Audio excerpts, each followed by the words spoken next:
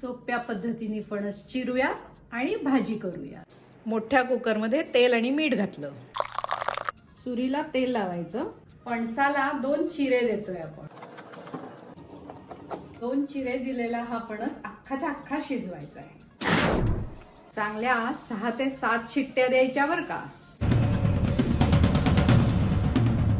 Wow, कसा first class शिजलाय बघा। आता गार झाला की चिरायचा, फणसाचं कव्हर काढून टाकायचं।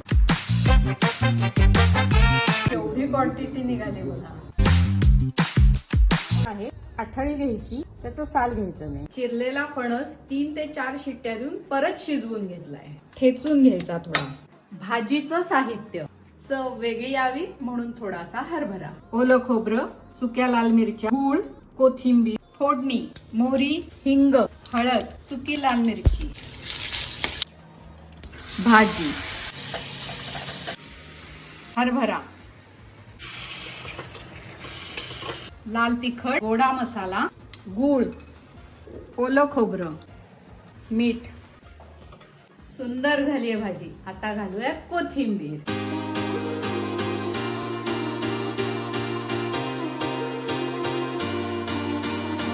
वरतून फोडणी घातल्यामुळे आणखी मस्त लागते। एन्जॉय। वाव।